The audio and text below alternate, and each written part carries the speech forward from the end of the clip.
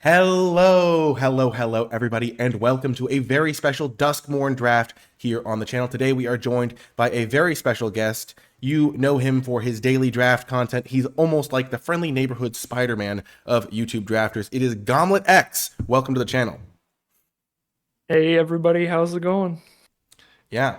So Gomlet's come along to help us with the drafting portion of this draft. If you want to find more of his stuff, you can find him on YouTube at GomletX, and that's a good spot. I'll link it in the description, of course. But Gomlet, what do you think of the format so far, and what are your overall thoughts on Duskmourn? I'm definitely enjoying the format so far. I'm certainly like a variety drafter where I like the fact that draft feels like a different game every time you hop into a new format. And I feel Mm-hmm. that a lot this time coming from Bloomborough to this set. Not that I didn't like Bloomborough, but there's certainly very different vibes where Bloomborough is like super on rails. You know what each archetype's going to do every time, and there's not a whole lot of bleed there or multicolored stuff going on. Mm-hmm. Duskmourn feels like a lot more open. A lot of these cards have some archetype bleed to them. There's all the mechanics even do with, Eerie caring about the room stuff, so those kind of rooms and Eerie decks can blend together, as well as all the different graveyard abilities with Manifest and Delirium and all this sort of stuff. So I've definitely been liking the variety of stuff you can do, where I think one of the things that I've heard a lot, and I definitely agree with, is that even like a two-color deck can play very differently from like just a mirror match another two-color deck across the table. Like Rakdos, I think, is the best example of that here, where there's like a really aggressive red-focused version, but there's also like these really controlling versions that can just leverage all of the great removal in the color pair with some of the really good card advantage, like the Mm-hmm. black red common that's like sack something, draw two, and the little Mm-hmm. creatures that die and make two twos. And so yeah, it's Yeah. it's a really sweet format so far. Definitely enjoying it. Mm-hmm. For some of our newer viewers, what do you mean by archetype bleed? Because that's maybe a term that's less familiar to people that are just getting started. Oh, for sure. So archetype bleed means basically any two-colored deck has its own kind of game plan, and we call that sort of an archetype. So you could have like green black delirium, where you want to fill your graveyard and get four more card types in your grave. But there's also like a black white deck in this format that's reanimator, where you want to have really big creatures in your grave to reanimate those for like a cheap mana cost. But those two archetypes can end up playing really well together, and some of like maybe the black cards in the format that self-mill you can fuel either your delirium deck that could be green black or your reanimator deck that's black white, or because there's good fixing, you could shove both of them together into one deck. Yeah, that's perfect. That's a pretty much that's an excellent way of describing that topic. Are there any decks that you like in particular in this format that you like have been finding success with? I wouldn't say that I've been finding success with it because I've only been able to draft it like twice, but I do find the blue-red rooms deck really fun when it comes together. Mm-hmm. Um, and like each time I ended up drafting it, I did get like a 7-win run, but it was literally twice so far. I think it does really need to come together where you need it to be open and you need to get past the good stuff. Mm-hmm. But that's the most fun I've been having. As for the archetype I've played the most, I feel like I just can't ignore Gremlin Tamers. So I've just played so much blue white because I get past Yeah. it like pick four and I'm like, well, I'm doing this again. Yeah. So Nice. yeah, I I mean love that's that also card. pretty fun. Yeah. Yeah, that card is stellar. Are there any, like, other than Gremlin Tamer, are there some cards that you think you like more than other folks? As we start the queue up, is there any cards that you keep, like, we should be keeping an eye out for that you think are kind of like your pet cards or that sort of thing? Um, Not necessarily. I think a lot of them are pretty archetype dependent. So I'm pretty high on the 2 mana room thing that makes a 1/1 glimmer. And then you also get to unlock the other room to put two plus and plus one counters on the board. I don't remember the names. Rooms are so hard for the names. Yeah, the rooms are really But tricky but with the. I've been pretty high on that common because I end up in blue white so much, and it just plays Mhm. so well with Eerie cards because just the first room where you play it and make a 1/1 enchantment creature is two Eerie triggers, and then you unlock the second room and that's a third trigger. So Yeah, I think it just plays really well in that deck specifically, and because I'm in that deck so much, I'm pretty high on it. yeah. Okie doke. Let's see what this draft has for us. Maybe we'll get to draft this blue white deck that you really enjoy. Okie doke. Okay, so here we go. We've opened our pack. We've got a fresh lens to see things through. Where do you go first with your like thought process? So my eyes are on two cards mainly here for very different reasons. I think Hmm. Midnight Mayhem is genuinely a pretty great card. I haven't done red white aggro too much, but I just keep dying to this thing. Hmm. Like, I wasn't super high on it early, but you get a bunch of damage in early, and then you also leave this wide board state behind, where even if the gremlins are just gonna chump attack, you get to attack with like five creatures later and try to find Hmm. lethal by getting one or two in. Hmm. That said, as strong as it is, I do like the Ghost Vacuum. It's a really slow card, but I think it's good in anything that isn't super aggressive, so it fits into a Yeah, lot more decks since it's colorless. So that would be my pick here. I like But it. I do want to shout out Midnight Mayhem as like a pretty good card. I'm just not in Boros that much. Yeah. Do you think that being a multicolored card makes it harder to use for you, or are you like happy to go into a two-color deck for that sort of effect? Um, I definitely try to prioritize monocolored and colorless cards early. I mean, that's true for Yeah. pretty much every format for me. Hmm. So I think if Ghost Vacuum weren't there, I would probably take it. Yeah. Um, Makes sense. Okie doke. So yeah, we've got it's our really Ghost pack Vacuum. dependent. It goes really nicely into a lot of different slower decks, and then here we see some cards that can also fit in slower decks. We've got Unnerving Grasp, there's the Vitality, which I haven't gotten to try yet.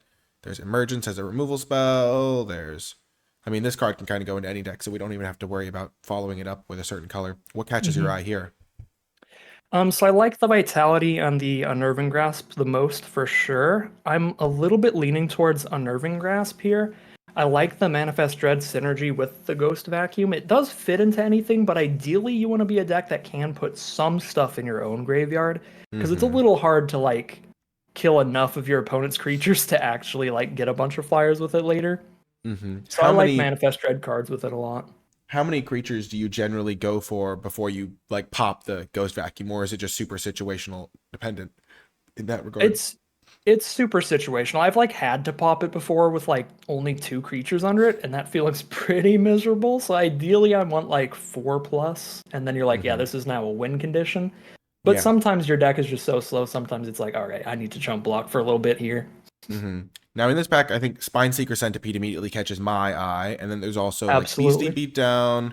There's Keys to the House if we cared about like Delirium stuff, and there's Orphans is sometimes solid. What do you like taking here? I'm definitely on the Spine Seeker Centipede here. It's just a really flexible card. Green is such a flexible color in the format. It's definitely the splashiest because of the Centipede. So we can take that and end up doing green, blue, black, or green, blue, white, or green, blue, red, or Hmm. maybe we don't even end up in blue and the Centipede is still good.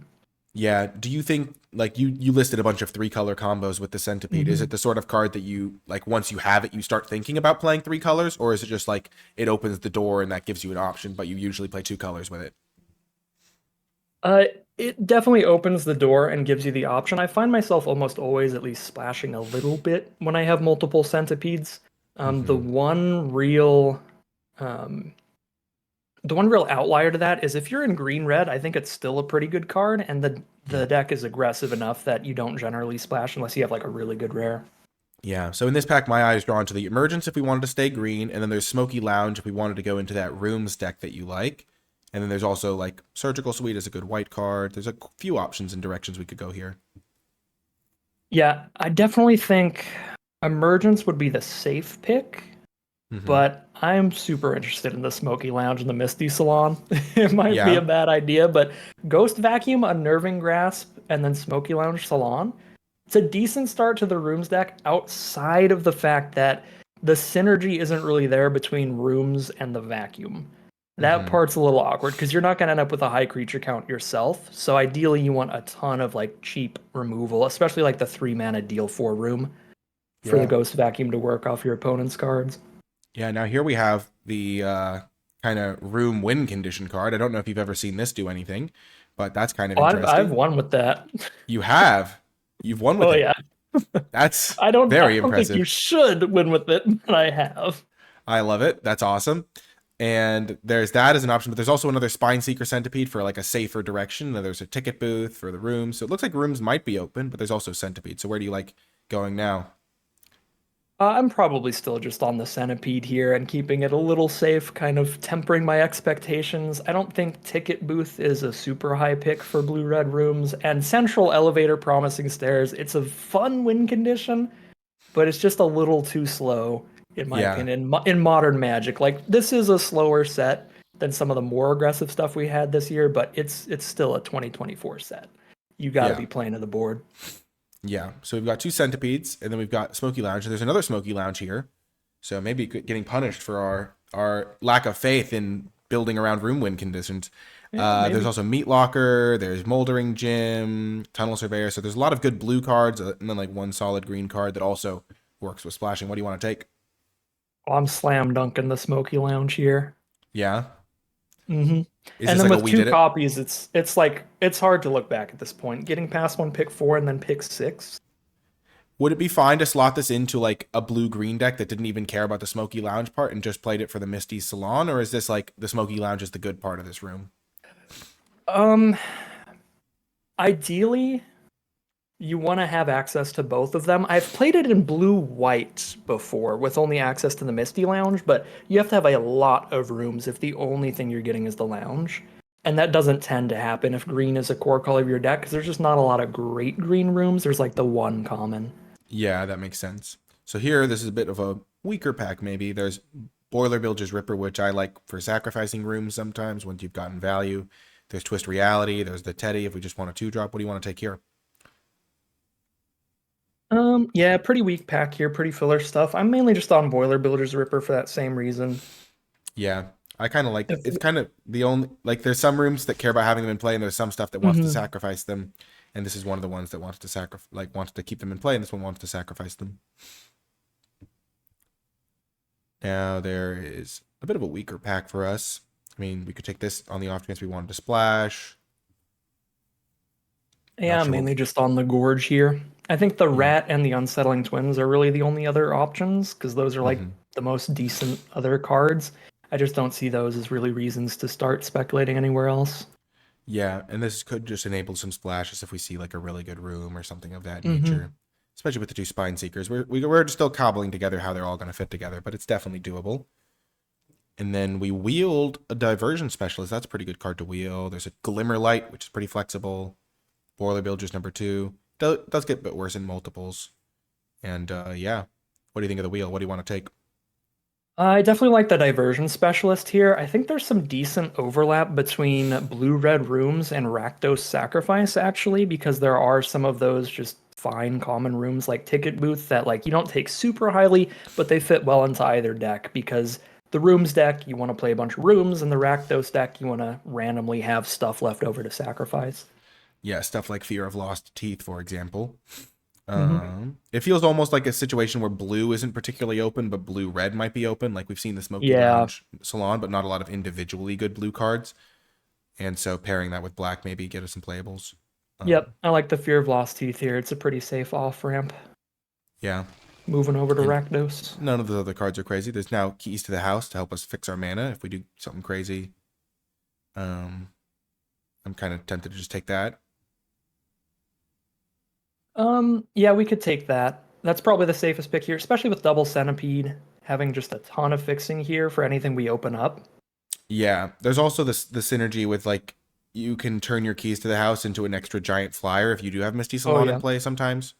This pack is kind of a dud. But like after pack one, kind of as this pack wraps up, what are your thoughts at on that as how the pack went and what you're keeping your eye out for in pack two, just like as a holistic thing? Um, yeah, I think you kind of nailed it with blue not being particularly open, but blue red certainly is. So I'm really looking towards Rakdos here, ideally, Okay. because we still got great red cards late for that deck. Mm-hmm. Some of them have the sack synergies as well, and black seems much more open than blue. And so I'm really happy to open up the Unholy Annex here, by the way, because that is Yeah. probably the best black rare. I don't know if it's Nice. the literal best, but it's got to be top three This at card's hard to worst. beat. So It's real yeah, good. that gives us a really, really nice backup plan here. Yeah, there's also Disturbing Mirth, which could, I guess, wheel if nobody else wants to play black red. And That then, would be incredible. yeah, you think we would play it? I mean, we only have a couple of black cards now, but it did seem open. And we kind of could also be in a spot where we cut off some of the colors so much that we can get paid off, like get a bunch of good green cards because we didn't really pass a lot of green situation. Would It's you take possible. Disturbing if there wasn't an only Unholy Annex, like if this was a ley line or a blank, would you take the Mirth here? Probably. There's like nothing in green there. There's nothing in blue really. Yeah. And Rakdos, outside of just our random green multicolored hedging we've been doing, Rakdos is the only other real direction we have. Yeah, that makes sense. Here there's a Piggy Bank, which is a pretty good card. We don't have a single 2-drop yet, also, which is kind of weird. There's Final Vengeance in black. Where are you at on Fear of Imposters? Have you liked this card? I have not been super impressed. I've certainly played against it a lot more than I've played with it, so that could be part of it. My opponents keep like countering a 3-drop with it. I'm like, I don't. It's like I I'll don't still get a care. 2/2. Yeah, I'll still get Yeah, my guy, yeah. I think here, Piggy Bank, pretty yeah. clear, maybe. I don't know about super clear. I think this is a problem I have in a lot of formats, where I think I get a little too fancy and I don't go to like the bread and butter, like take removal highly thing. So I end up finding my decks lacking removal. So I'm Okay. slightly like in the back of my head being like, that sack removal spell is actually pretty good in Rakdos, but I still Yeah. think Piggy Bank's an excellent 2-drop. I don't think we pass it up for that. Yeah. That's always good to keep in mind because if you do end up with a deck that doesn't have removal, you really feel it because they'll play like a Oh big card yeah. and you're like, well, I can't kill that. Here, there's Inferno as a kill spell. There is Centipede number 3. If we just wanted to go super multicolored craziness with Centipede as the only reason to play green and also kind of wild. And then there's a couple black cards, 2-drop, Glimmerlight. This one's an interesting pick. I like the Egotist a decent bit Yeah. here. hmm Yeah, I like the Rakdos deck quite a bit. I like it in the Rakdos deck, and I think Unholy Annex is probably the strongest card we've drafted, period, right now. And Mm-hmm. so I feel more tied to black than anything else, unless it gets Mm-hmm. really cut. Mm-hmm. That makes sense. And I don't think it's probably going to get that cut based on how pack 1 went. We got a lot of late black cards that were pretty solid, hmm like Fear of Lost Teeth and stuff. I think this pack we can expect to see white because we didn't see any white cards pack 1. And here it's probably like Fanatic or Ticket Booth or something like that, maybe. I like the ticket booth here. I like it a lot in Yeah. Rakdos. A 3-mana 2/2 is certainly not very exciting, but just leaving behind the extra card to sacrifice is pretty big. Plus, you find yourself with some random delirium cards now and then. Yeah. And this really fuels delirium because obviously Manifest Dread is going to put a card in your grave. You're going to trade that 2/2 off. That's another card in the grave. And then you're going to sack the ticket booth. So you can end up with actually a lot of card types in your grave off of just the ticket booth. Yeah. And the Tunnel of Hate, when you do get it, is kind of scary. Like, it can do some serious Yeah, work. it is relevant if you do uh, find yourself with nothing else to do at 6 mana, which happens Mm-hmm. for sure. Now there's a Soul Rager. There's also just a Fear of Lost Teeth. There's a Percussionist. So all solid options depending on where we want to go with this. I'm certainly between the Fear of Lost Teeth and the Percussionist. It's kind of a hard Mm-hmm. pick for me. I find those kind of interchangeable. Yeah. Does having one Fear of Or they're Lost both Teeth just already? solid 1-drops. Would you rather have 2 of one or like 1 and 1 in terms of like I strategically? Do you think think which? I'd rather be on like 1 and 1. That'll get more random delirium synergies in here. Now we have a little more Oh, artifacts makes between sense.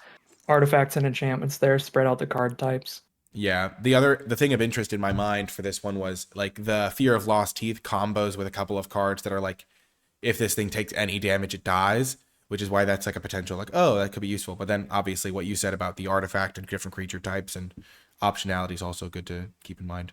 Here, there could be Mhm. Phantom, there could be Ticket Booth, there's another Ripper. I think we've settled into black red. Yep. What's the curve like here? We got any 4-drops? Yeah, we have the specialist. We I'd have probably be on one. another ticket booth or a ripper. Yeah. I'm not super high on the Phantom. I've found the most of the time it's just trading off for 2 damage. So it's like a Yeah. 4-mana 4/3 worth of value. Yeah, that makes sense. That card I'm incredibly high on. Pick The 7 Horde Horde Caller? Caller is awesome for us. I think Yeah. that card is just a great card in every single red deck.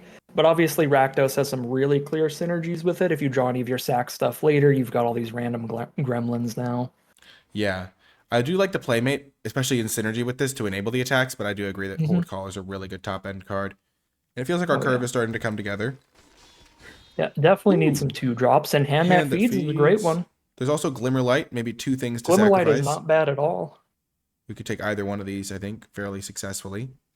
And we can I move away the think green I'd cards. rather just be on Hand That Feeds here. That might be Yeah. wrong, but I've really enjoyed Glimmerlight and all of the decks that specifically care about like Eerie triggers and stuff.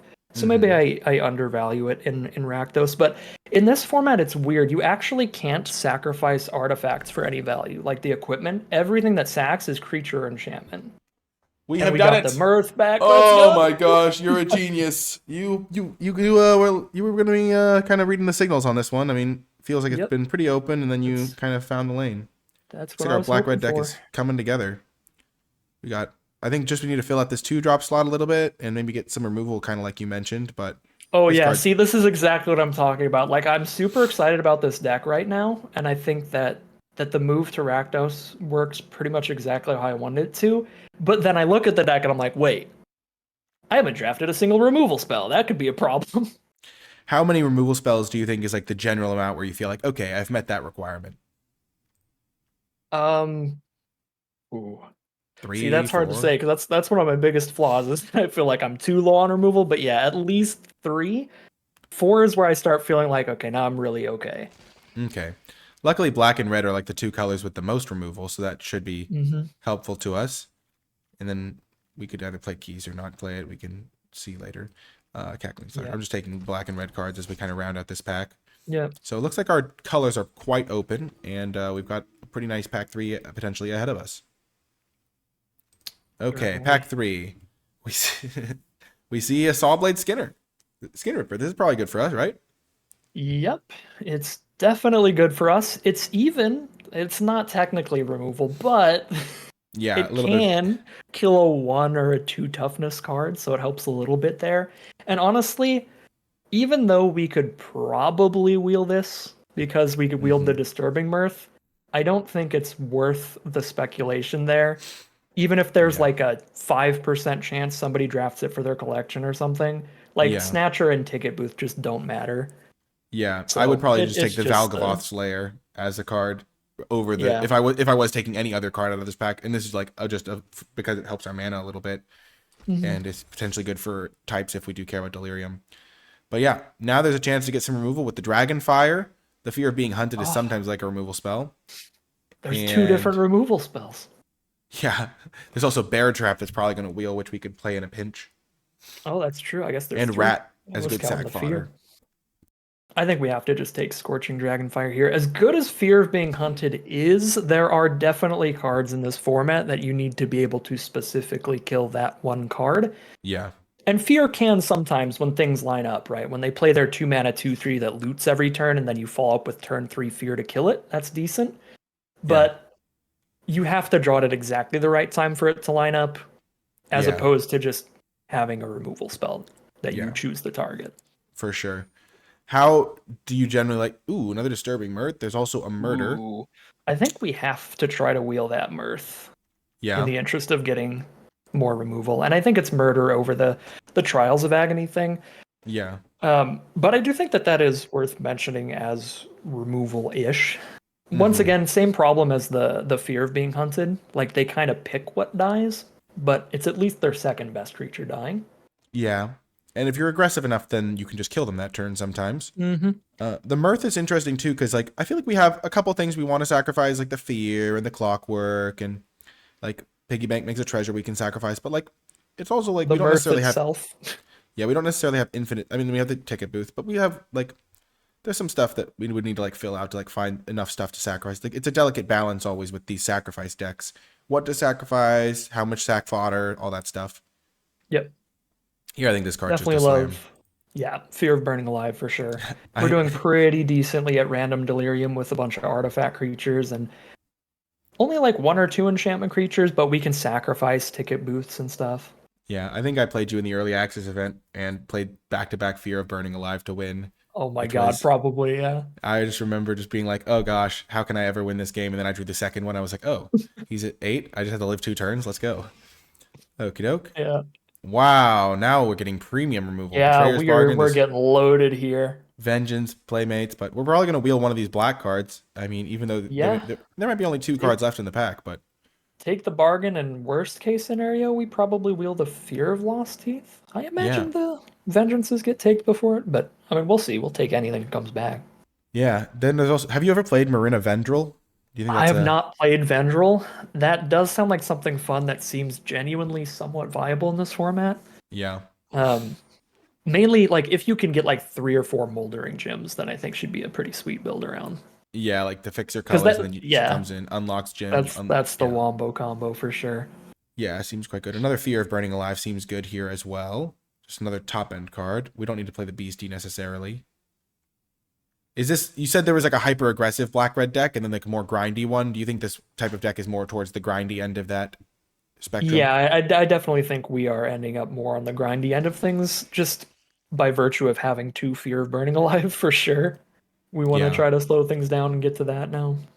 Yeah, I'm We not also sure don't if. have like the most aggressive curve ever. When it comes to actual creature curve, we have like two mana creatures and two one Yeah. mana creatures. Like we certainly Yeah. are not going to be the beatdown that often.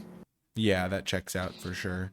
Here, I'm just taking this guy because it's a random 3 drop. We probably won't even play it.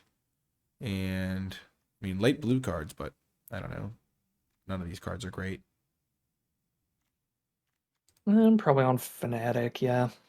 Yeah, just nothing As an great there. option. Turns out we will this. We're getting so many late blue cards. These Flood Pit Drowners are just living the dream here. But I think Tragic. our black red deck was, it was funny because we kind of were trying to play blue red. It just didn't seem open, but now it's like we're Yeah. getting all the blue cards. We're getting passed from the same direction as well, right? Like we didn't see much blue pack 1, but now pack 3. This is Here it comes. huge. This That, yeah, rat is that's a perfect. massive, massive pickup because that's really, really good in the Rakdos decks, especially the ones that are trying to play a little bit more to the late game, and that is Yeah. exactly where we're at. Yeah. Fills the graveyard for Fear of Burning Alive. We wield the Mirth. Oh my God, we wield the mirth. Oh my It gosh. just feels good. We Feels did it. good. Oh I man. This mean, is, that is one of the things with the play booster era of things. Now that packs have potentially like 2 or 3 rares, potentially like maybe 4 or 5 uncommons sometimes, like just finding the open lane, you can get insanely rewarded now because so many yeah. powerful cards are getting opened up. A lot of them are like 2 colors. Oh, got a Fear of Lost Teeth to round things out. Nice little. We didn't. The two, you were right. That's The actually Final pretty Vengeances got perfect. to. Yeah, we needed a little bit more early game buffer, and that really kind of does the job. We have a Yeah, lot of potential cuts to make. So those wheels were yeah, fantastic. I feel like we really did find the open lane. I think identifying the black red was open was really key there and gave us a lot of power. And now we have most of our cards kind of fitting in here. When you're making cuts, do you just start with your full pool and cut, or do you start with like nothing and start adding cards? Like I've heard both approaches being pretty useful sometimes. So I usually kind of cut a little bit during the draft, Mm-hmm. but then like yeah, I'll just have the whole deck there and cut from that. I don't like put it all on the sideboard and just start pulling cards in. Mm-hmm.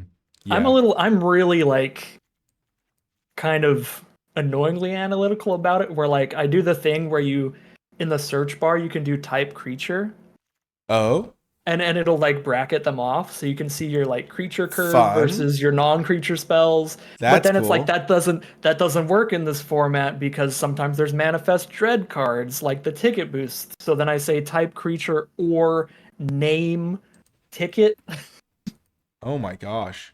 to get those up there. That's that's crazy. Yeah, I'm really Oh. like I'm really anal about the mana curve and everything because I play so much aggro and stuff where you're really focused on the curve.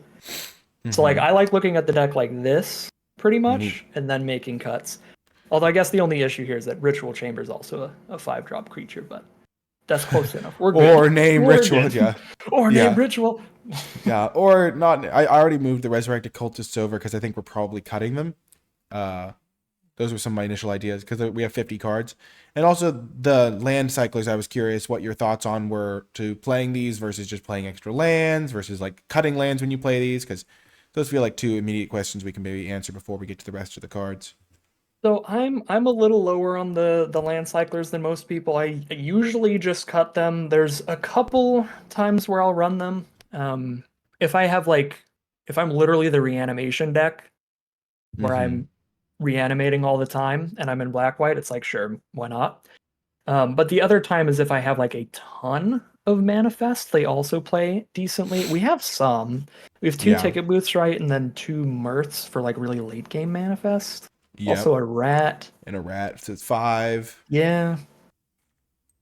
I I'm just think I'm starting. still fine with just cutting the land cyclers and just running the land count however we want it. Interesting. Yeah. I'm just slowly moving over the cards that I kind of would cut. So yeah, cutting the land cyclers. I sometimes have gone like, if I have 2 land cyclers, I'll cut a land, and then I have like a little bit more top end and a little bit less downside. But I guess that does risk being a little less consistent.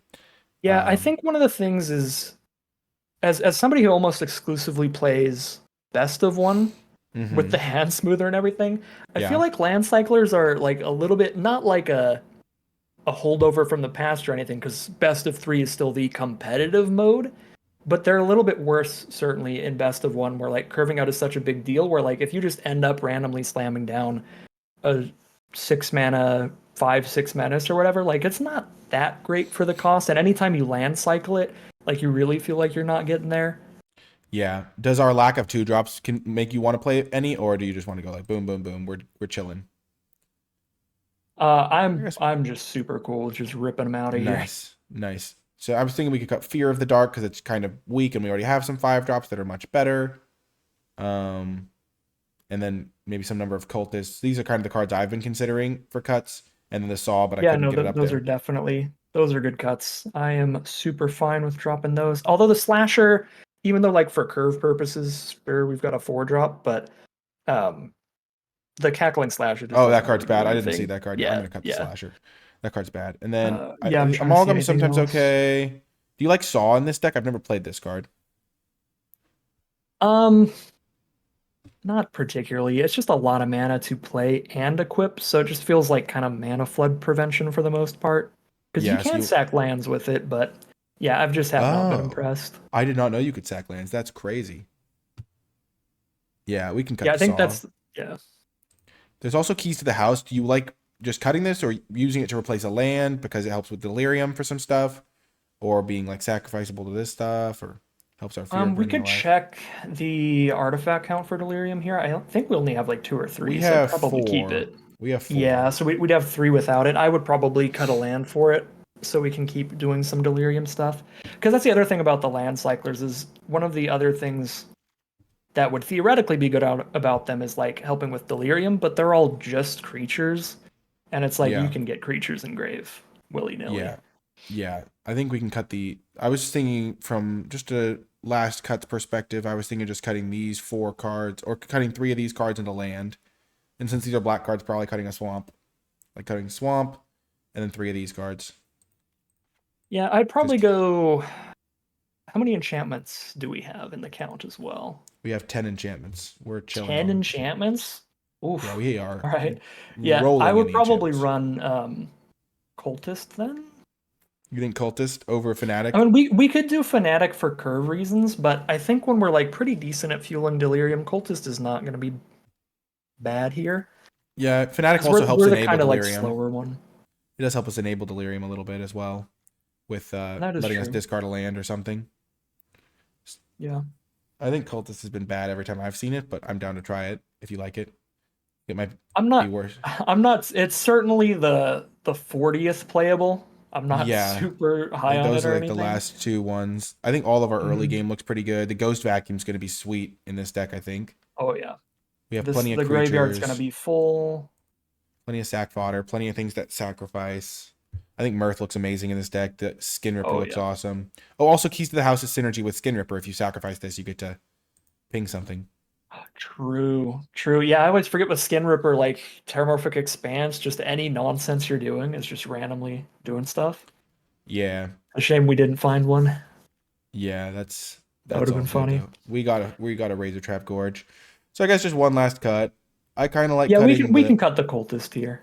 Yeah, I think also our deck is going to be fine in terms of late game ways to spend mana. But if this card looks bad, I mean this card's pretty bad too. I mean we could. Yeah. It's not like I, was either gonna of say, them being I all star. like the Fnatic in exactly the reanimation deck. Yeah, I'm down to cut this That's one for about it. this guy. I think that's like the only real card we'd add though. I can just, if it feels bad in the games, I'll just change. I just kind of also like some digging when we have a really good card to find. So that's another thought as well. But yeah, this deck looks Oh, really sweet. yeah, that's actually a good point. Helps Thanks do for some helping me. digging towards the ritual chamber.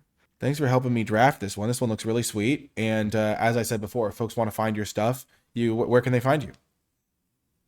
Oh yeah, you can just find me at GomletX, GomletX on YouTube. I do a draft every single day. You can also check out the Twitch of the same name where I draft probably once every 6 months or something. So there's that That's too if you're interested. classic Twitch vibes. Thank you so much for coming on. Help this draft a sweet one, and I'll put links to his YouTube and stuff in the description down below, so you'll easily be able to find his channel because it is really great, and he does make those daily drafts to help you get better with the sort of analysis that you saw here.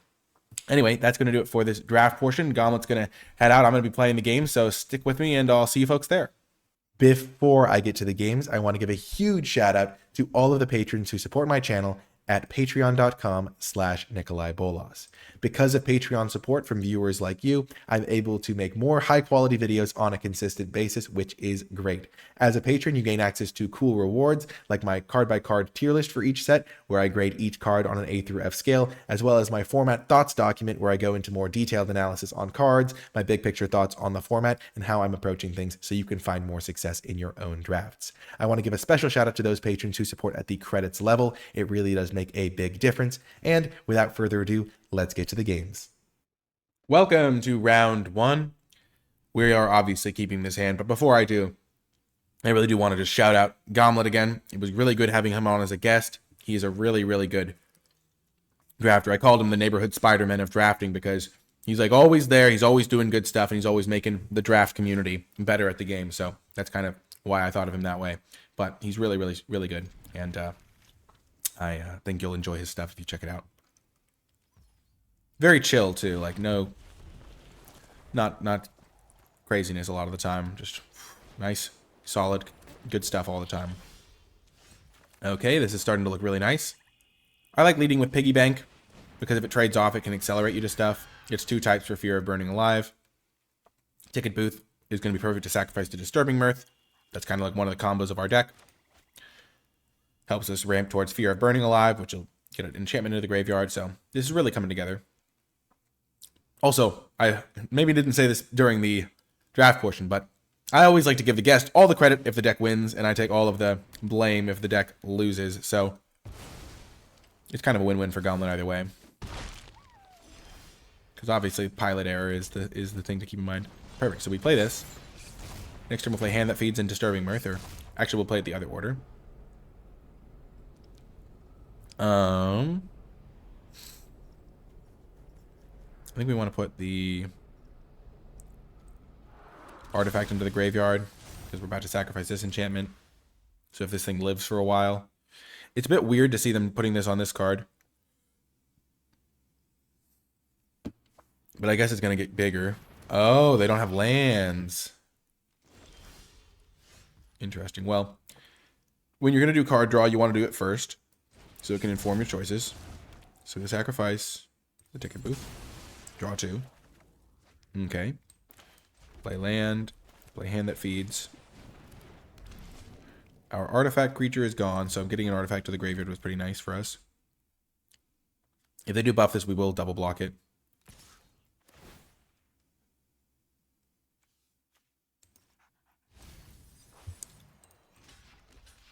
We'll block like this. They put a non-creature to the graveyard. Okay, so we have this.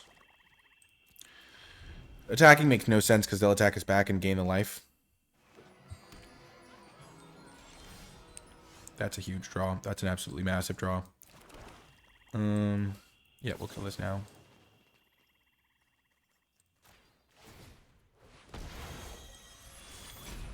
So there's some logic to like waiting till their upkeep to do that in case they had a protection spell to waste their mana. But I don't want to give them a... I want to be able to attack, and I don't want to give them the option to trade. Not that I think they really would trade, but maybe they want to.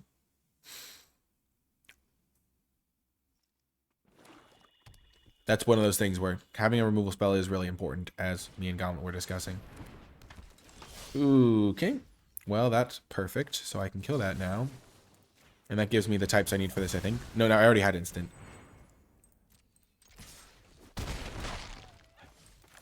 I'm missing creature in the graveyard, funnily enough. I have a lot of creatures in this deck. It's potentially bad for me. Okay. There's a creature. And I am playing the Fanatic, so I'll keep this land around.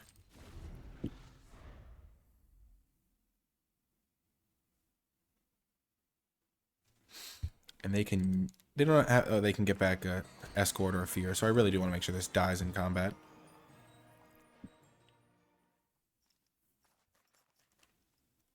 They have a lot of spells in their hand because they've been missing land drops, which means that I'm in a little bit of a rough spot here because my small guys are kind of brick-walled, and... I mean, I am going to deal 4 to them with my Fear of Burning Alive.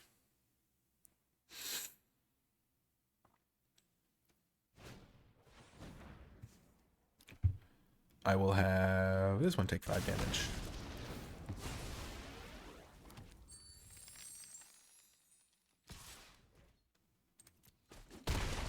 They're going to get their value here. Yep. But that's okay. We have plenty of value in our deck. Here we're going to kill the Savior of the Small. This has Menace, so it can still attack them.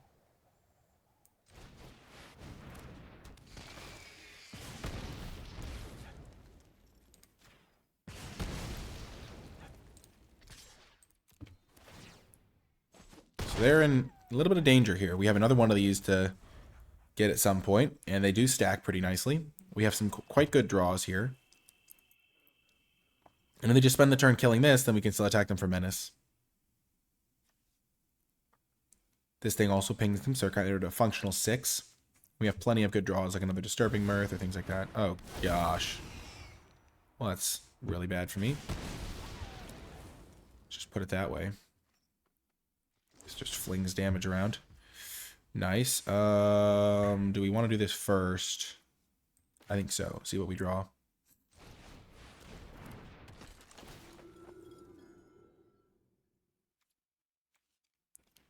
We've been saving this land for you, Fanatic of Harrowing. Oh. Okay, then. So now we attack with both. Because if they don't block this, then they're dead. So they have to double block that. So now we can think about it. So they're going to be at 6. This can deal 2 to them. Or we can just kill the Boiler Bilge's Ripper, which I think is what we want to do. Because we're going to sack this to get to Manifest Dread. Because we could put them down to 3 here, but I don't think that helps us. Like killing the Boiler... If they attack with the Boiler Bilges, it deals 4 damage. I think we have to kill the Boiler Bilges. Their 2/4 is not doing as much.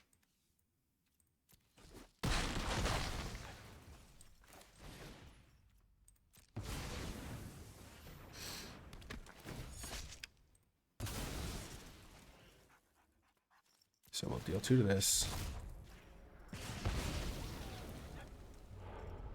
That's a huge manifest.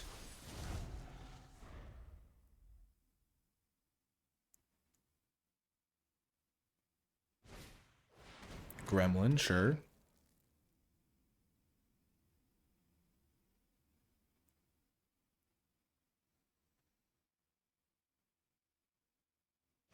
This is sometimes where land cyclers help, like with your manifests. You get like bigger creatures or whatever. Okay, there's no way they attack here. Getting rid of Mask, interesting. Okay. Well, that's a huge draw.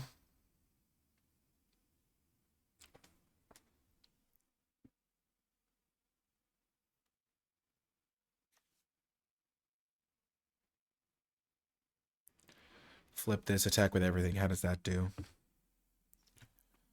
That would be giving me a 1/1 left over. I would have, they could go like, eat this guy, chump, take 4, bad ping. I think that's a good line.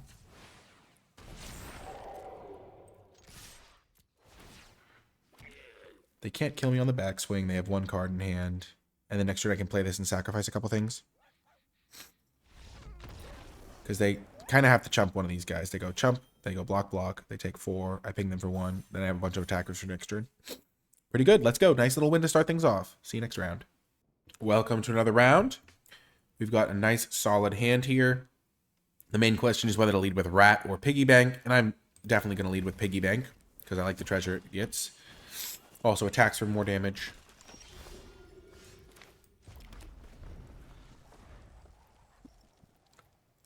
This is a little worrisome, but blue-black, it's probably more of a value card than anything.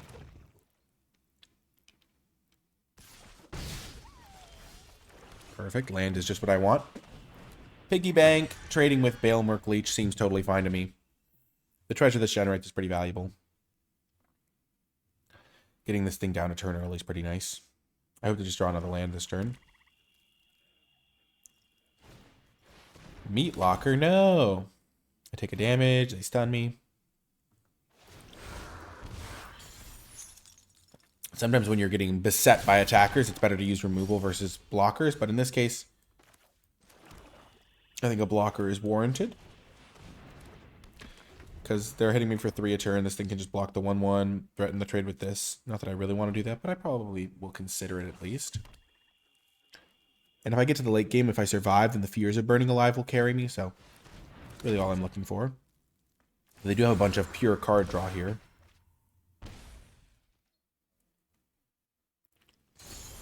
Wow, they don't even offer the trade. That's intriguing. I'll play the Rat.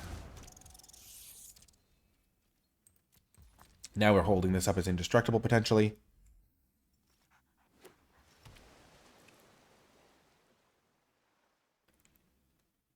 Wow, if they unlock that door, that's crazy.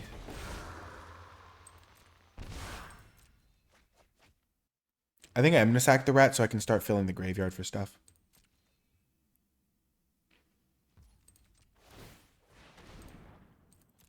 I don't really care about the life total aspect of this. I just want to get a creature in the graveyard, manifest Dread. Okay, we'll manifest this one. So now we're halfway to Delirium. Perfect. Get this thing rolling early.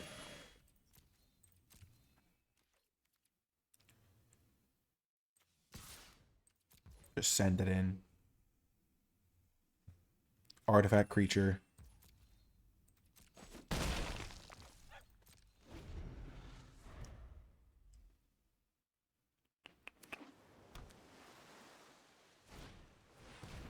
Okay. Kind of a small creature now, but it can be problematic later. I think we'll murder that. It's big enough as a problem creature. It's a giant flyer. We kind of have negated the Valgavoth's Faithful. Good to get a creature under this when we can.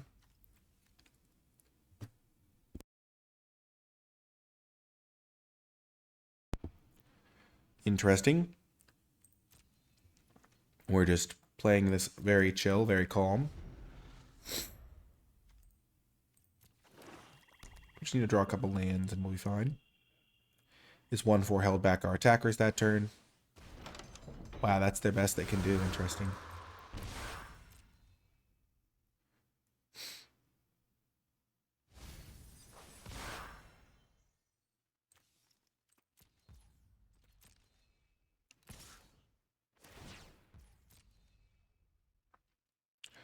Almost a shocking attack here.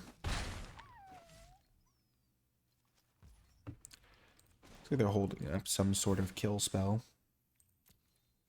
I know this reduces my delirium, but I think something's going to die here. I'd rather just get the creature down there and not waste my triggers. Okay, Max punished a little bit there.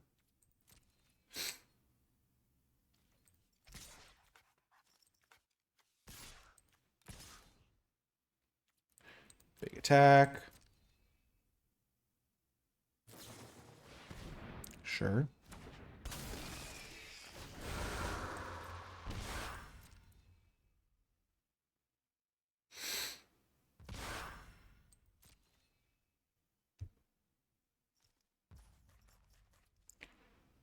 Interesting. Taking 3, 4, 5, 6, 7.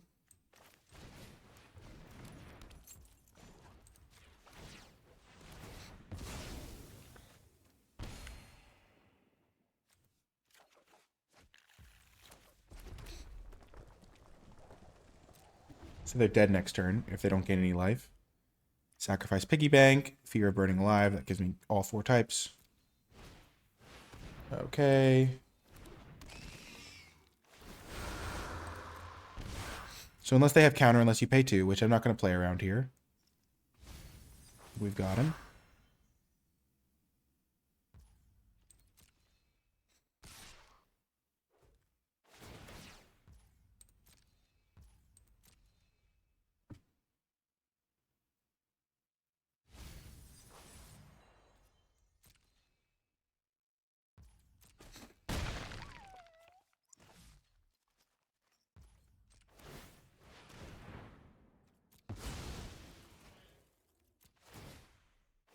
And this makes a treasure so that it'll give me another drain.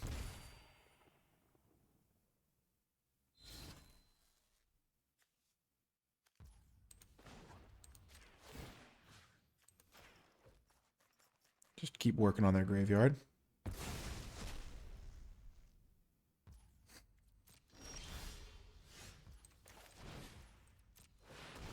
We can just hope for the best here.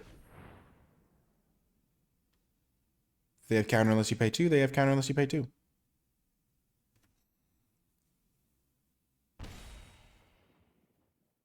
I've literally never had something countered by this counter spell that's counter unless you pay 2, though. Nice. Huge. Huge win for the amigos. I just need to double check something on Fear of Burning Alive. Does it always deal the 4 damage? Yeah, it deals 4 no matter what. So even if I had eggs out the piggy bank, it would have been fine. But yeah, nicely done. I'll see you folks next round. In all honesty, I'm loving this deck. Huge shout out to Gomlet. I haven't played this archetype yet. This is an easy keep. Keys to the house being clutch once more. If we can wait until the Egoist is already in play, we will. But probably going to have to use it. The aggro beatdowns. I see. Now it looks like we will be able to save it. 2-drop, 3-drop, sack it. Okay. Ooh, we really want to keep our life total high now. Normally, I wouldn't do this. I would just Scorching Dragonfire this, but because our deck is light on removal, I think trading is favorable for us. More so than it would otherwise be. Huge. Getting a treasure is great for us with the Egoist. Sure.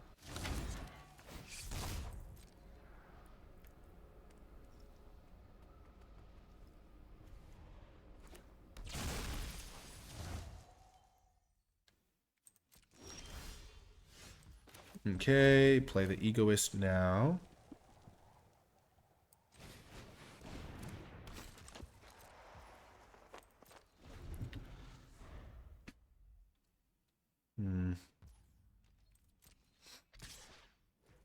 We will just take the hit here, because our guy is about to be protected with indestructibility. And we're going to have this to sacrifice. Sure. Draw. Okay, so we use this.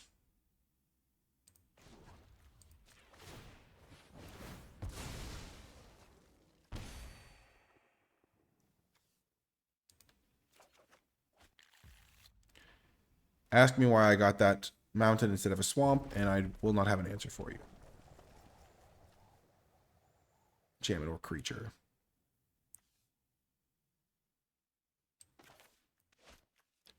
This is a nightmare. Oh.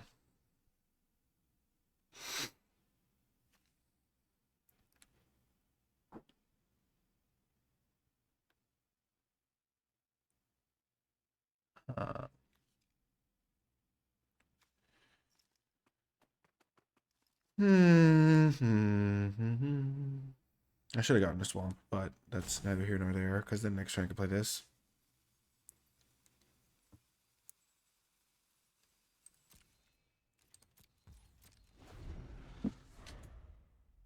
Mm-mm.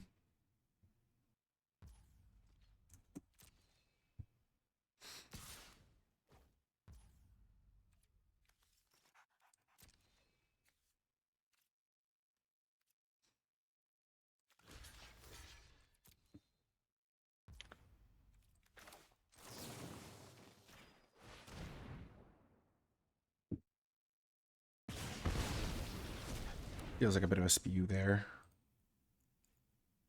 I do kind of want to keep this guy in play, though, to gain me some life.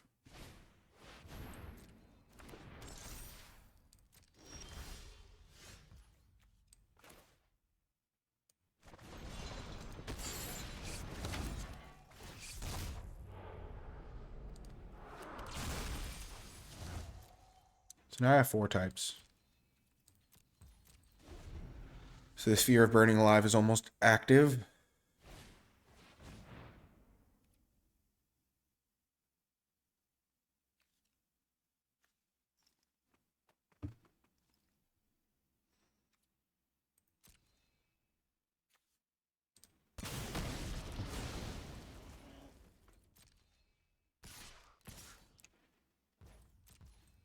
This thing could have just hit me for 2. Okay, big draw. Nice, we get the land.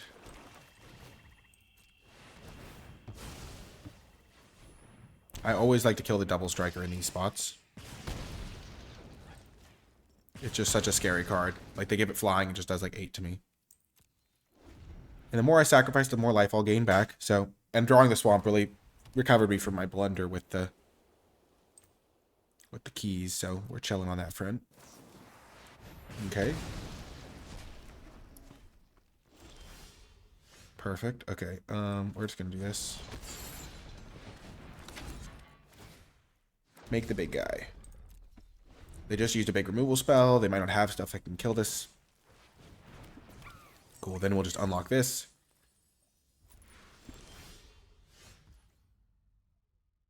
So we're going to unlock this, and if they do have a way to kill the demon, then we can sack it to the Disturbing Mirth.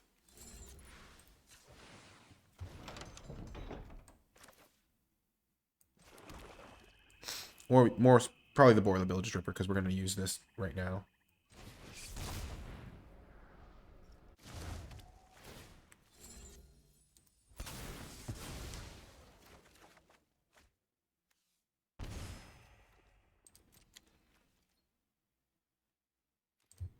Okay, hit him. We're not going to play around them having kill a tap creature because they would have just used that instead of playing the Percussionist. And we drain him for 2. Huge. It's just massive for us. Got the win! Wow, this is going swimmingly. Love it. Whoa, we're almost in platinum already. See you folks next round. Welcome to another round. This is a closer hand because we are missing red mana. But I think it's a keeper still. On the draw, we have a little bit of time. We have a 1-drop that can buy us time by being good defensive. We have the Egotist again. It has really been performing quite well in our deck. So that's been nice. Okay, here we go. A land is better than no land there, for sure. But red mana is our priority. We have more red sources than other colors in our deck, too. I thought they were going to whiff for a second. That's a really good draw.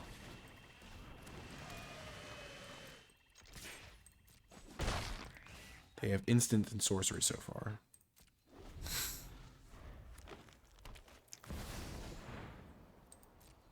Yikes.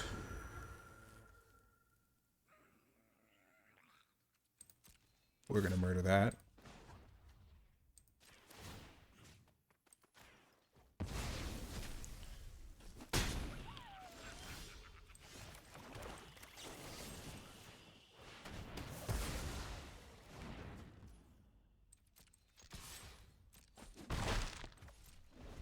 So now we are looking for lands still. But at least we're able to start working on their graveyard too.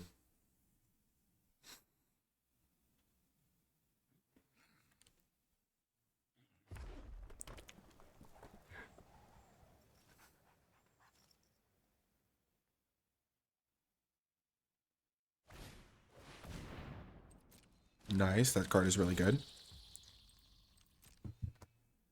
Though if we do draw a red source, we can kill it with the Fear of Lost Teeth, which is a good way to get value.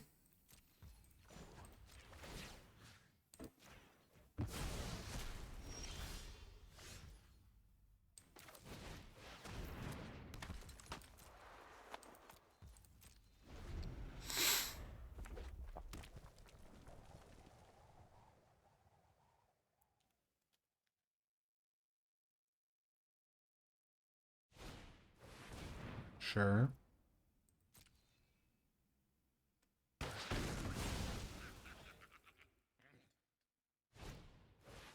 Okay.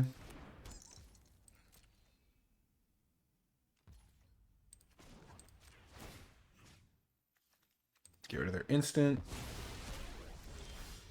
Perfect timing. I will play this guy. I'll ditch the percussionist. Start digging towards this Fear of Burning Alive even more. Betrayer's Bargain can sacrifice my Fear of Lost Teeth to kill something. So do they have any permanents that I care about here in the graveyard right now?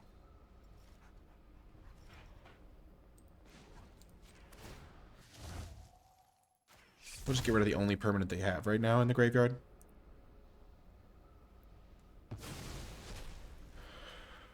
So now they have to manifest Dread into a permanent, which is pretty likely, but, you know, cut their options a little bit. We can't respond midway through. So they get the fungus back. That's a problem. That's irritating.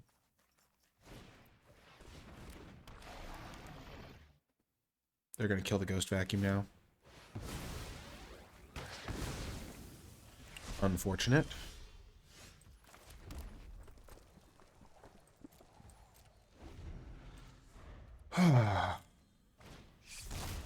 That's tough.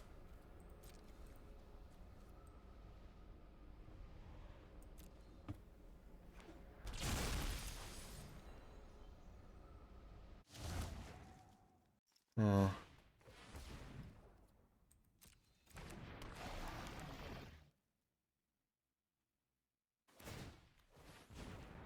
So I don't have instant in the graveyard. No, I don't have enchantment in the graveyard. So sacrificing this will accomplish my goal.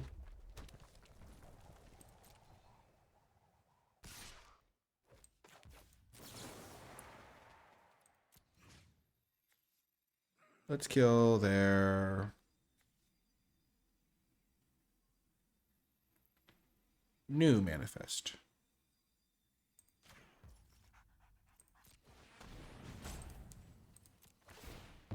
So we can ping this guy down.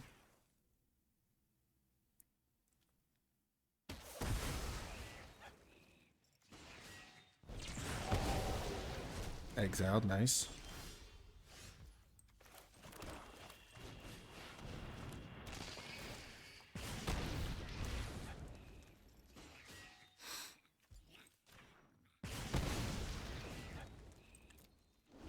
Yeah, I don't really care about the fungus right now. It's going to be a redraw for them.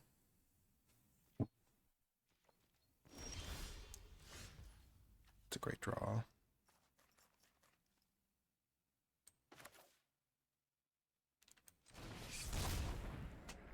They can use the fungus to shut this down.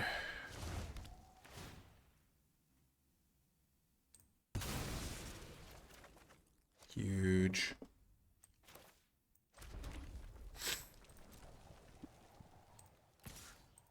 If they flip this into something big, would they rather draw a card or stop my Disturbing Mirth? Oh, they can kill that with it, right. Okay, yeah, that was a mistake then. I forgot that this could kill the guy.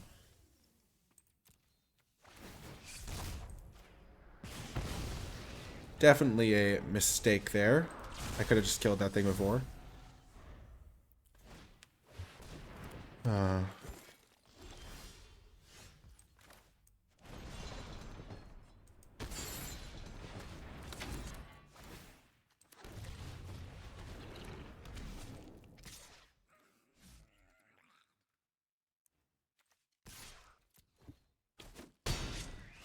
Do that. Maybe I wasn't supposed to. Yeah, I messed that game up. I should have killed their 1-2 instead of their random patchwork doll guy, but I learned my lesson. The insidious thing can kill the fear, and nice. Great win. See you folks next round. Welcome to another round. This is a great hand. Our hand is awesome. We need a little bit of help from finding like an enabler, but once we get that, we get to go enabler, sacrifice it, play this guy. Okay, we will start with this then.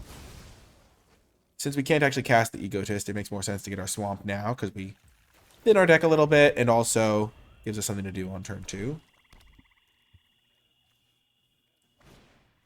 Centipede, sure. The Ripper is going to be good if we can get that to work. I think we'll lead with that. If we do draw a cheap creature, we can play it and immediately sack it to Mirth. Kill this. Good value.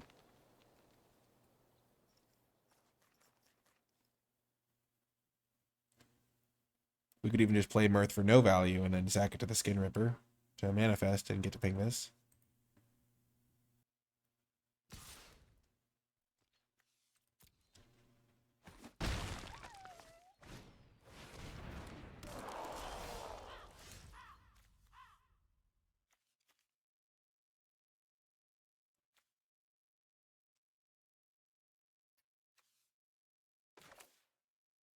Huh.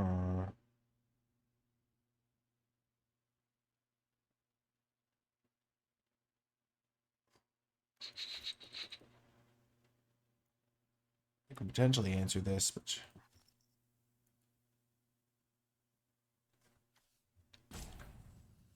Mirth, sack it.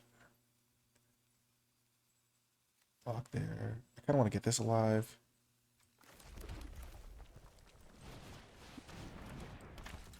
I'm going to do this for now.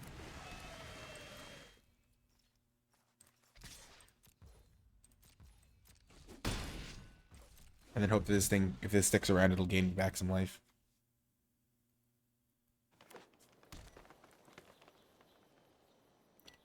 Aha! My microwave has finished its operation.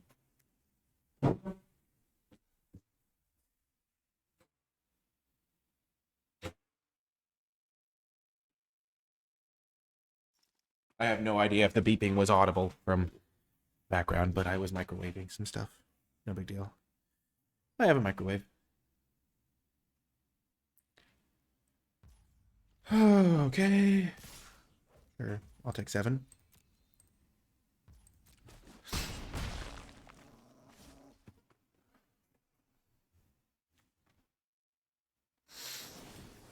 Okay.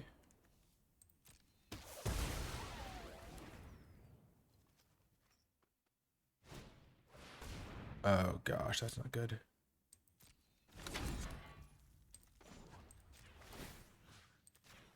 Gotta keep their graveyard empty and try to get mine a little full. Well, that's a start.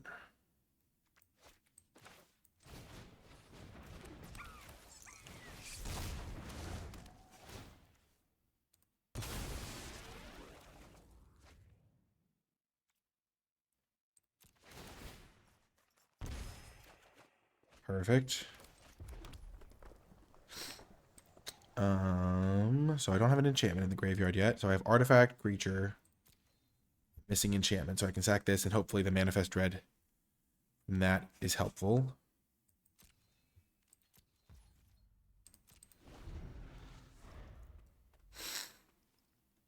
And this demon is going to be a problem. I think they're just going to use the demon mode. That's what I would recommend for them. Gosh, that card is a beating. Oh, they're not doing it? Well, that's surprising.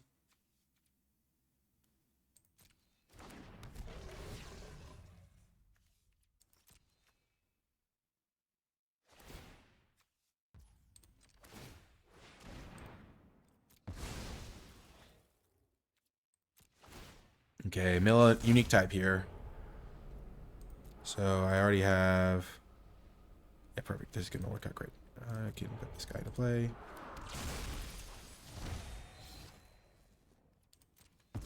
Yep.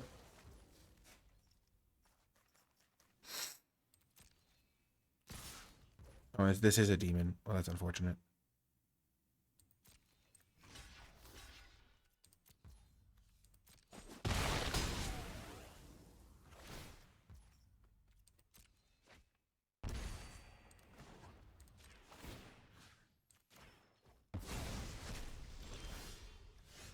Oh no, it's so close to being good enough here. Bum, bum, bum, bum, bum. This makes a 6/6. That's so big. These two combined can kill that, so I can just start with this.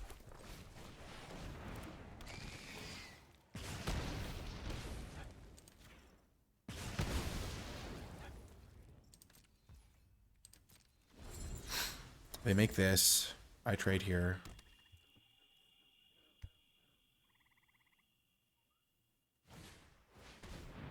Oh my gosh. No! I had the answer to the demon. Yeah, they got me. I need them not to have a removal spell, but they were drawing extra cards, so them having it makes sense. It's fine. We lost to a really good card. I'll see you folks next round. Welcome to another round. I feel like we've drawn this guy like every time. This is an easy keep though. We can use this to stall early and then play the Unholy Annex to dig for stuff. This can help offset some of the life. And it's a slow matchup, so this could be really good, especially because blue decks can't answer enchantments really. Blue-green. Okay, green can sometimes, but that's fine. Okay. Okay, we will Scorching Dragonfire that, just because it's going to give us the best use of this, because we won't be losing as much life from them hitting us. Could be a synergy piece in their deck. And also because we just want to keep our life total high for that. So it's a land. Okay. We can always sacrifice it if it is becoming a problem with our Ripper, or this guy, or whatever.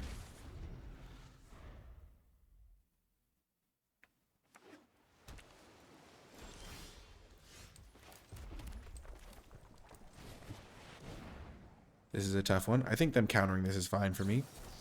Yep. Because I didn't really want to discard the land, but I was going to. So much card advantage. Okay, they manifest.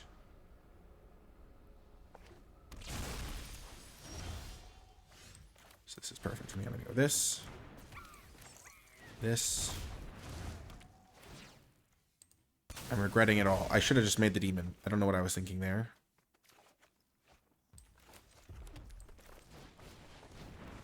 Yeah, that was a bit foolish. What was I thinking? I was going to make the demon if I drew and then I just saw the lines. I was like, there's so much stuff to do.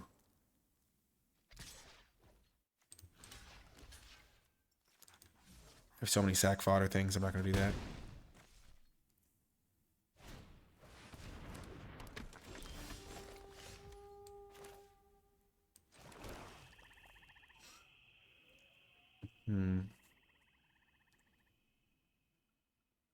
Well, I can make demon and fear of lost teeth. They're holding up a bounce spell here, which is unfortunate. But the longer I have a demon in play, the better. Offset some of the life loss. Sure.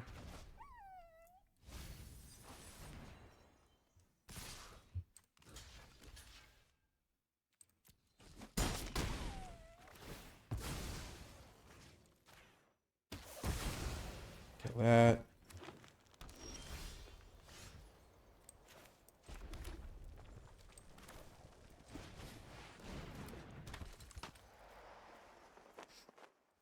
I'll definitely just draw the card here. I can always sacrifice this if it's a problem, because blue-green, they don't have a lot of reach, so every card matters a lot. Sure.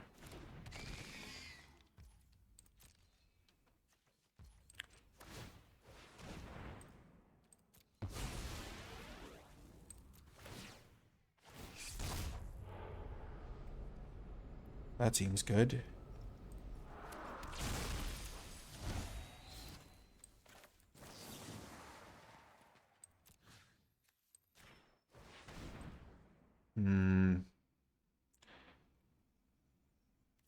Yeah, I'll do that.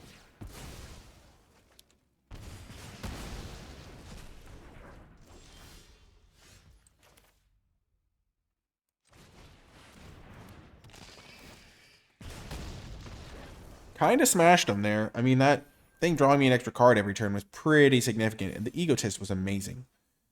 Let's go. See you next round. Welcome to another round. We'll keep this. You might think, oh, but it's super sketchy. And it is, but if I draw a swamp, I have my best card. If I don't draw a swamp, I've got Percussionist to help me find more. I will wait on it for a turn, though.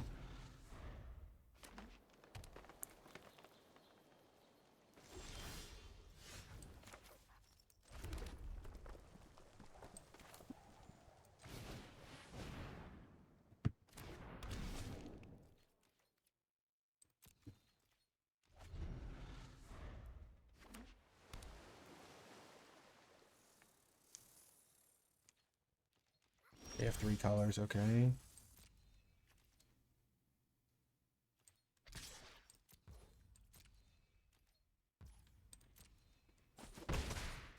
This is the downside of this hand. If I had found a land, okay, well that's gotta die.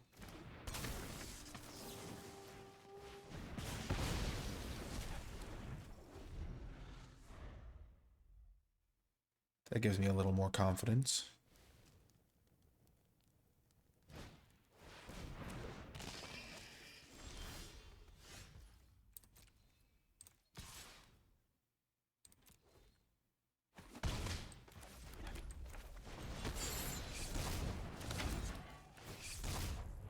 No! The swamps. Double swamps. Maybe I should have just ran this guy into there and tried to... I mean, I guess I wouldn't have flipped the land off of it.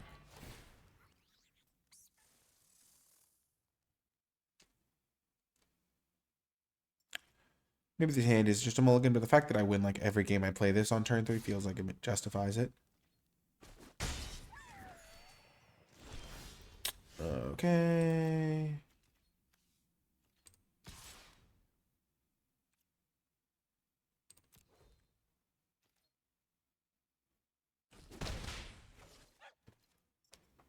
No.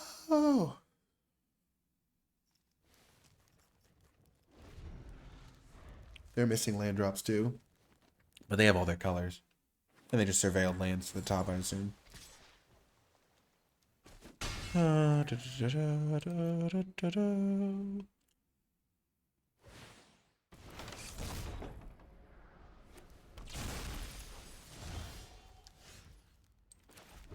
Better than nothing.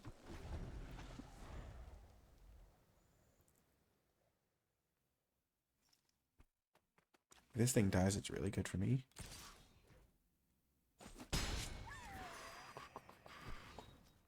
Land, I can use Boiler Bilge Stripper to kill this and get the monkey in the graveyard.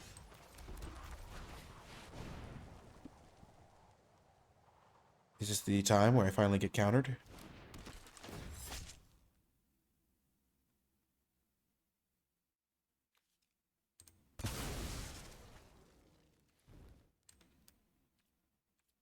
It doesn't really matter what order. Gonna kill this. Even though this thing is like a more permanent solution. They can't really attack me on the ground anyway. Swamp, swamp, swamp, swamp, swamp, swamp, swamp. Yeah, it's not gonna be a swamp. At least it's a red card.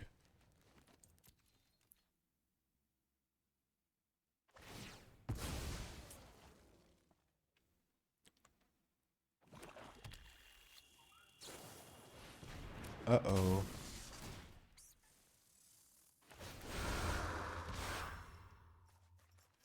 Well, that thing didn't stay dead for long, but I at least bought myself 2 life points.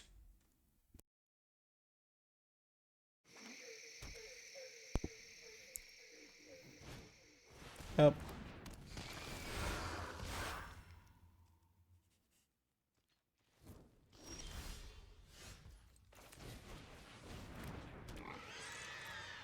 I mean, I am halfway through my deck, so drawing one of my 10 black sources at this point. I mean, I milled 2 of them, but still a little unlucky.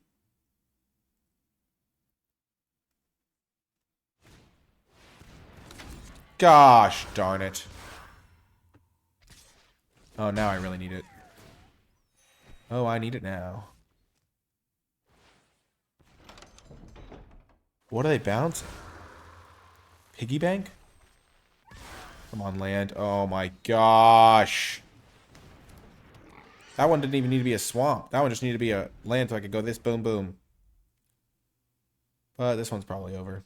I just could never get anything going here. Horrific. Sometimes you keep these sketchy hands and they don't pay off. There's a swamp. About a year too late, but you know.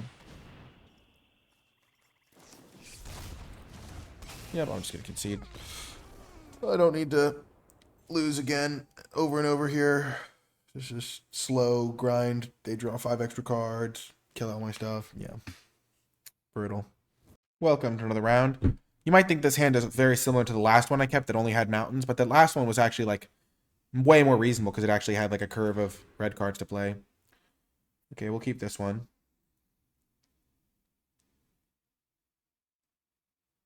Like, I had like 2 drop and 3 drop the red cards. I'm going to get rid of a ticket booth. I'm not just going to play this out here. I'm just going to hope to draw a land, play this, then go Mirth into Mirth.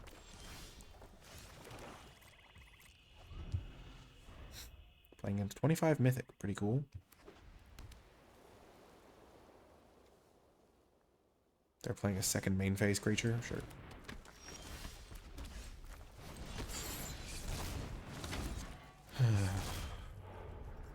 Well, that's a shame.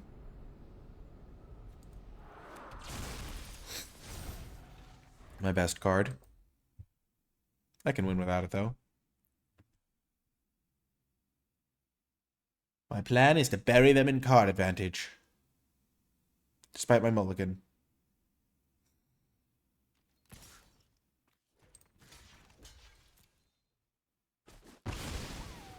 Nice, I'm getting halfway to Delirium already. Sure. Dang, I thought they were going to miss land drops for a second.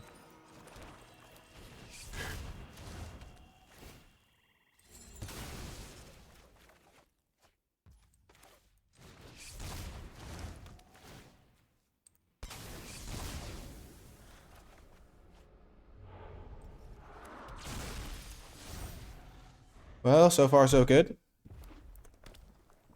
Lands and enchantments in the graveyard.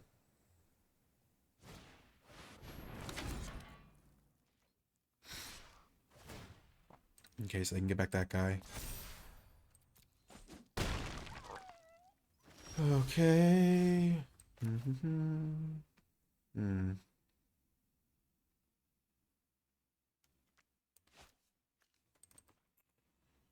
I think I have to keep this around, so I'm just going to do this.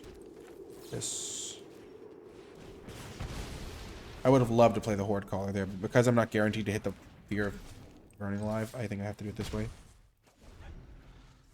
So now I'm just missing creature in the graveyard.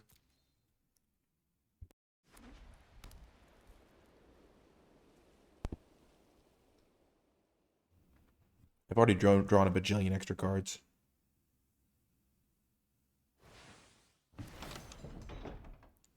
Okay, they get a guy. Okay, they kill my guy, hand that feeds. Well, they're going to regret that, I think.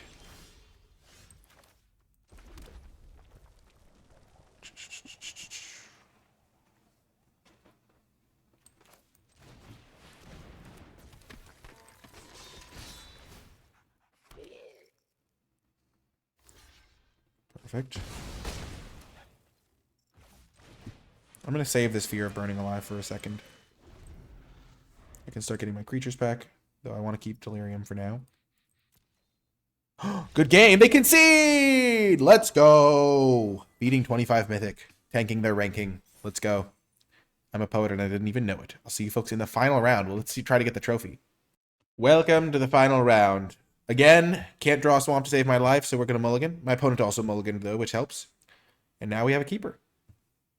We're going to keep everything except the Fanatic. Because now we have a really good curve. 2-drop, 3-drop, Disturbing Mirth. And we're going to make sure we hit all our land drops. Fnatic is our worst card anyway, so getting rid of it is pretty reasonable.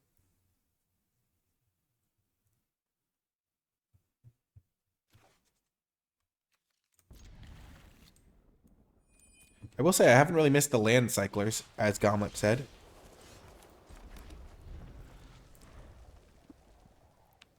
Ooh, white-red again. We just beat that. Aurelia. Well, that's potentially scary. Arabella, not Aurelia.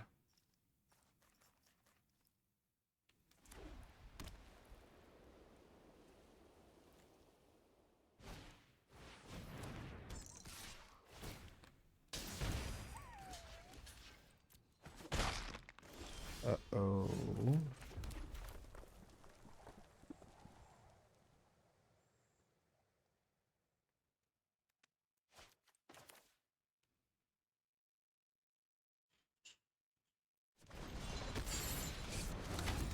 I'm going to manifest Dread here. I have a double block set up.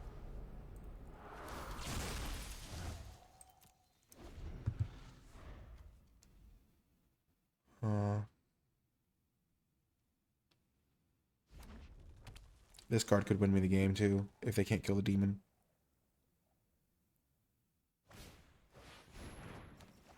Yikes. If I kill the Arabella, I think I'm just in such good shape.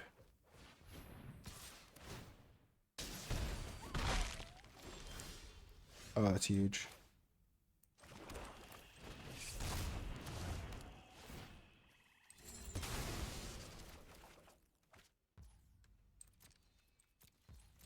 We're going to see if we can bait them into using the Playmate again.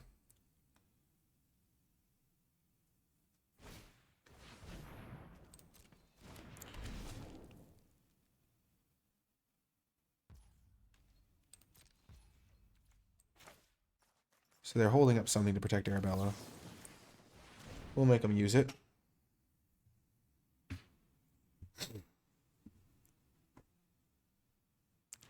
Like, I suspect they have +2/+2 or something. Oh my gosh, really? Well, that's not what I was hoping for. Obviously.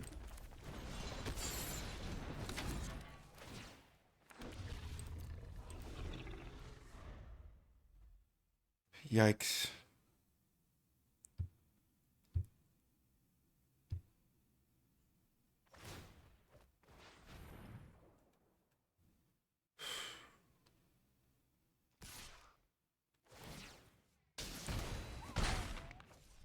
Terrifying.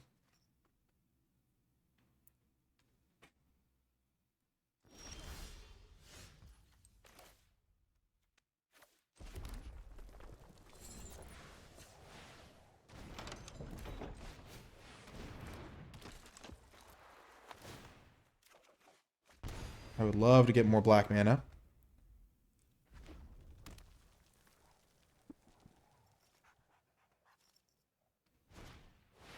Okay.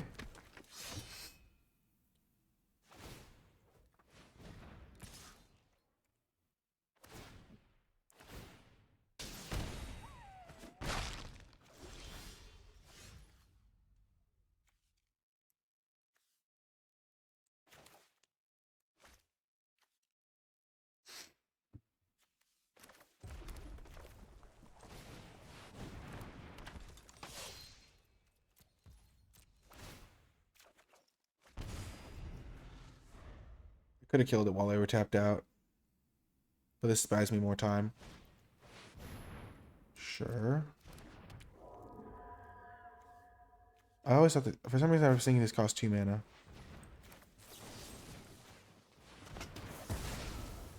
Okay. Huge. Bought myself some time there.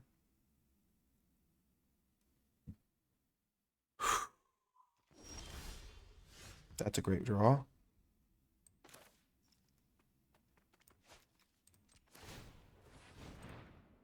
Start with this.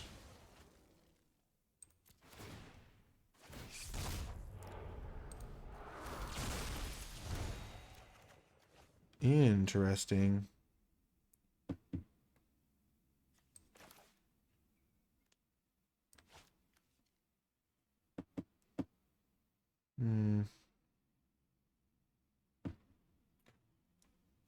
Yeah, that seems like an upgrade. Sacrifice this.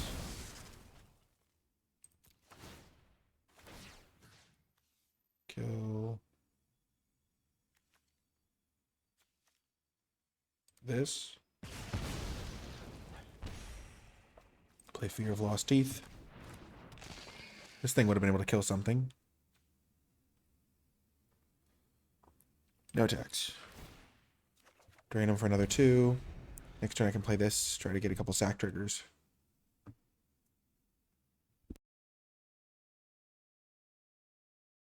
Red-white has so much reach in this format that I'm just worried. Like, they can just give something +3/+0, +3/+0, and I die. So I have to be careful. Oh, gosh.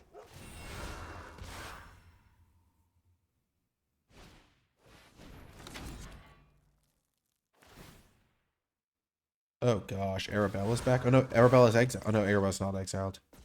Oh, no.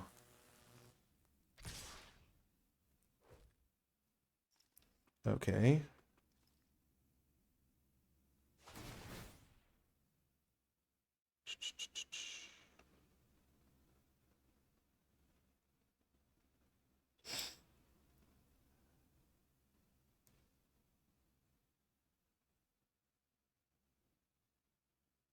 Oh, they're buffing the Phantom?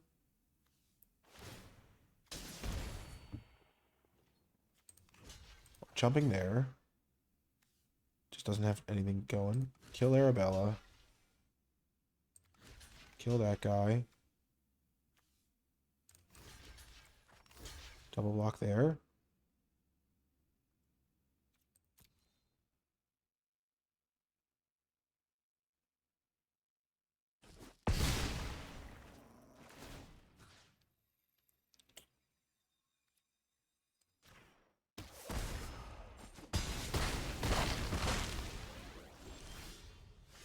Oh, that was a huge draw.